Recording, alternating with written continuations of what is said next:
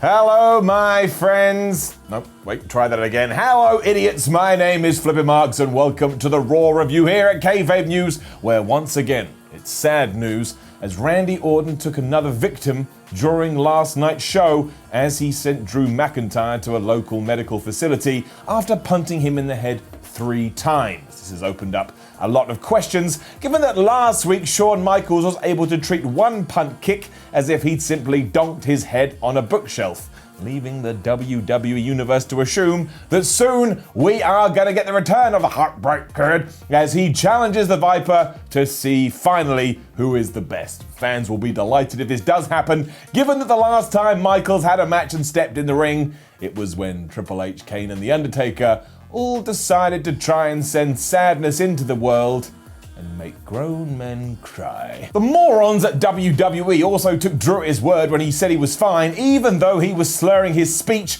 more than my Uncle Jerry, who we all know is an alcoholic. I wouldn't let him drive a car. WWE shouldn't have allowed McIntyre to have remained in the building with the psycho known as Randy Orton running around the place. Now, did have a hero waiting in the wings thanks to the debuting Keith Lee, who now wrestles in a skirt, and I say good for him. The group known as RETRIBUTION also made their presence known on Raw as they took their shenanigans to a whole new level when they attacked the Mysterio family after a match against Seth "I Puller" Rollins and Don't Call Him Buddy Murphy. Like a couple of cowards, those two scarpered up the ring, but they did laugh as father and son were destroyed by this faction, who somehow this week had doubled in size. Just goes to show, listen to your parents, folks, and eat your greens. You too can become a big, strong pro wrestler who can then assert their will on children and luchadors who are exhausted after a professional wrestling match. We still don't know exactly why RETRIBUTION are doing what they are doing, but I can only assume they're still mad at Daddy for grounding them after joyriding in his car and have decided that Vincent Kennedy McMahon and WWE should be held responsible. Still not entirely sure why WWE continues to wear video packages promoting these renegades, but I will guess it's to try and get them on side before sending them to AEW to try and ruin their show instead. As always here at Kayfabe News, we shall keep you posted. A new and surely dominant tag team are also formed on Raw this week, and they will surely rule the whole division and leave them quaking in their boots. Because after being reinstated to the show because she said sorry to the Phantom known as Pat Buck, a brief falling out with Shayna Baszler was put to one side when the pair realized that Sasha Banks and Bayley are a couple of dicks who need to have their ass kicked. I mean, seriously, who in the hell is gonna stop these two? Nia Jax is a damn monster, and Baszler has a history in mixed martial arts, or and should easily win the tag team titles at Payback this Sunday.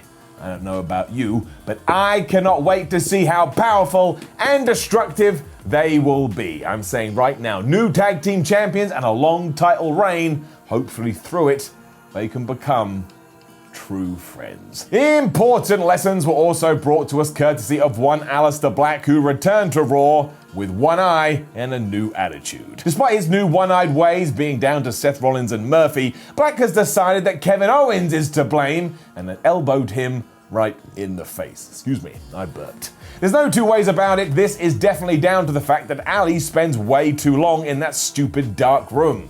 That was essentially his entire 2019, and before chatting to Kev, he was back in said room, and it's not for good health or life, it's not good for your health, basically. It's not good for your health. And we here at Kayfabe News have it on good authority that Black also spent a lot of his youth in this dark bedroom as his parents tried to entice him out with rainbows and unicorns. But all that did was have him double down on his spooky and grungy lifestyle. So our thoughts as ever are with the Black family and of course the Mysterios, who have no friends and over the last year have also been eaten alive thanks to Brock Lesnar, and you think of it, you can name it. And they talk about, well, the Mysterio family, we stick together? Yeah? Well, you're awful. Apollo Crews also beat Bobby Lashley in an arm wrestling match.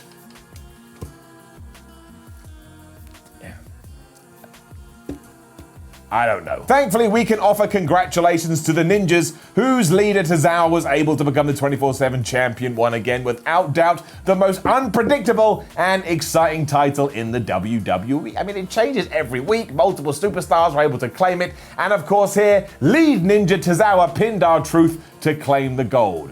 as far these ninjas are just fabulous, and hopefully they can get together and just run riot across WWE and claim many more championships, including, I say, the world title. I mean, give the world title to that big one, the really tall one they had for a while. Although for some reason, I haven't seen him in a few weeks. Maybe he joined Retribution. They do dress the same. And that was that, mostly. Asuka whipped Sasha Banks' ass because Bayley is a terrible friend. For some reason, Bianca Belair is back with Ruby Riott and Liv Morgan, who beat the Iconics, and Zelina Vega, officially a pensioner. Do you mean poisoner? You mean poisoner? Fix the prompter. Is poisoner.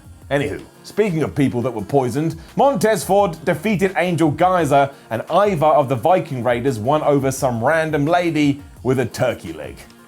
Something new to try out there for you singletons. Raw Underground was also back this week, and now it does seem like the Hurt Business have retaken over Raw Underground, because Shane McMahon was just jumping around like a leprechaun and letting Bobby Lashley MVP and Shelton Benjamin do whatever the hell they wanted. I'm also pretty sure that Bobby Lashley choked somebody out until they died, but as there are no rules in Raw Underground, who gives two ships? He should have thought about this before he got involved. You also saw Dolph Ziggler get chucked into a wall, because, that's just what happens if you are going to participate in Raw Underground, and I am very intrigued to see what these three are now going to do, given that they have their own fighting league.